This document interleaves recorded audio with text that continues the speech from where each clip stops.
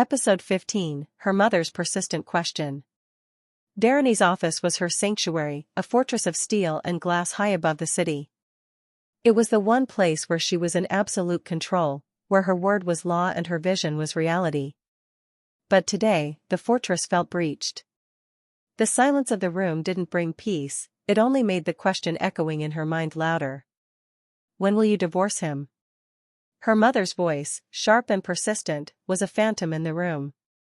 Varuni sat at her vast, empty desk, staring at the panoramic view of the skyline she had conquered. But all she could see was the reflection of her own conflicted face in the glass. Why hadn't she divorced him? The question was a logical one. Her promise to her grandmother had been fulfilled. The 2-year mark, an unspoken milestone, had passed. Legally and socially, she had every justification to end the sham marriage and free herself from the constant criticism and personal dissatisfaction. The first reason was simple and powerful, the memory of her grandmother's peaceful, smiling face. The vow felt sacred, and breaking it felt like a betrayal, a desecration of that final, precious memory. It was a reason rooted in love and grief, an emotional anchor she couldn't bring herself to pull up. The second reason was more complex, born of stubborn pride. The more her mother, Shanti, pushed, the more Varuni's heels dug in.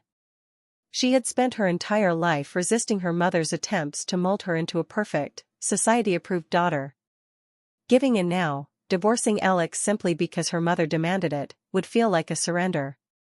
It would be an admission that, despite all her success, her mother could still control her most fundamental life decisions. And then there was a third, more nebulous reason. One she rarely allowed to surface. Divorcing Alex would mean admitting failure. It would be a public declaration that her carefully managed life had a flaw so great it had to be surgically removed. And in a strange, inexplicable way, she was used to his presence.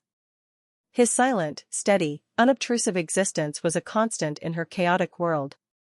It was a frustrating, infuriating constant, but a constant nonetheless. A soft knock on the door jolted her from her thoughts. Her executive assistant, Priya, entered with a bright smile, holding a tablet. "Good morning, Ms. Varuni. Your 8 a.m. call with the European team is in 10 minutes. Here is the final agenda." Varuni blinked, the CEO mask snapping back into place instantly. "Thank you, Priya. Put it on the main screen." The internal storm was pushed back down, locked away in a deep vault. The persistent question was silenced, for now. There was an empire to run.